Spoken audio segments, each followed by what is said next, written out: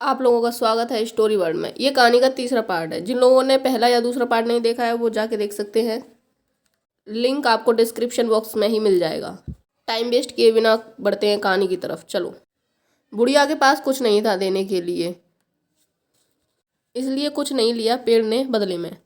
संपत्ति पैसा सब जादू का ही दिया हुआ था, लेकिन एक जान ही थी जो पेड़ ने ले ली। लेकिन 10-11 साल के वैष्णव को बिल्कुल भी नहीं लगा कि ऐसी कंडीशन बनाई गई है कि जिससे वह अपनी जान दे दे या फिर बलि दे दे। उसे यही लग रहा था कि बुढ़िया ने ऐसा स्ट्रेस में आकर किया है।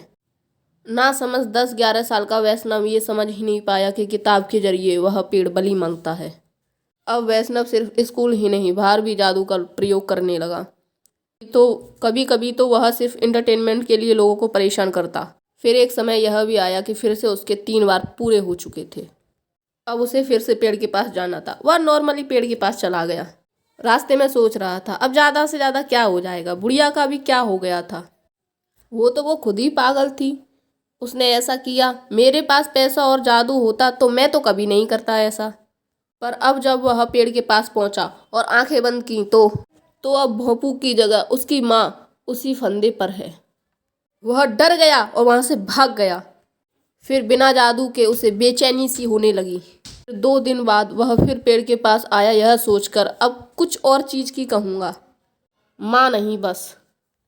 फिर पहुँचने के बाद उसने पेड़ से कहा, माँ नहीं कुछ और। फिर उसने जब आंखें बंद की तो उसे उसके पापा दिखे। वह फिर भागा। उसे पेड़ से आवाज़ आने लगी, तुम्हें जादू का कर्ज चुकाना पड़ेगा, तुम्हें जादू का कर्ज चुकाना ही पड़ेगा। वह रात को जब सोया तो उसे सपना आया कि उसके पापा बाइक से पर डे जैसे जाते हैं वैसे ही जा रहे हैं। बाइक फिसल गई। उसके पापा बाइक के साथ घिसटते हुए पेड़ से जा टकराए। आधे बाइक से दबे, सिर से खून, इतना खून कि रोड पे खून ही खून। सांस भी मानो जैसे तैसे ले रहे थे और कह रहे थे, वो किसी को नहीं छोड़ेगी, नहीं किसी को भी नहीं। वैष्णव चीख के जागा, घबरा गया पूरी तरीके से।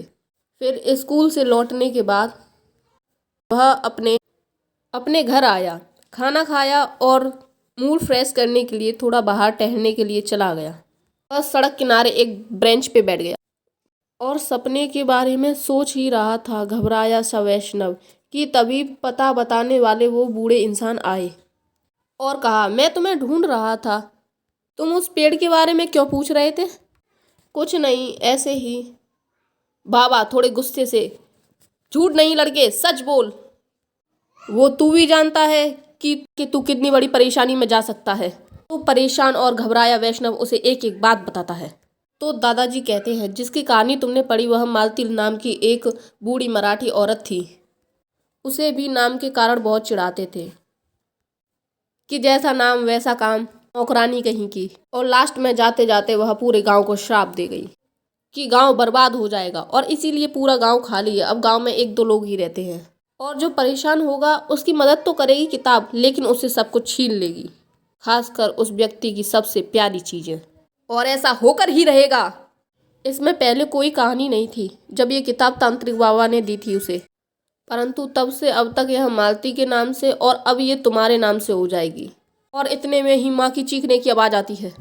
वह भागकर घर में जाता है। माँ सीढ़ियों से पैर फिसलने के कारण गिर चुकी थी।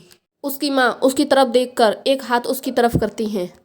वह उसे पकड़ने ही वाला होता है कि माँ का हाथ अचानक से ज़मीन पर गिर जाता है। जल्दी से पापा को टेलीफोन करता है ऑफिस में। पापा भी बाइक से जल्दी जल्दी आते हैं। सड़क गीली होने के कारण बाइक सपने की तरह फिसल जाती है बिल्कुल। उसके घर एक बच्चा भागा भागा आता है और पापा के एक्सीडेंट के बारे में सब कुछ बताता है।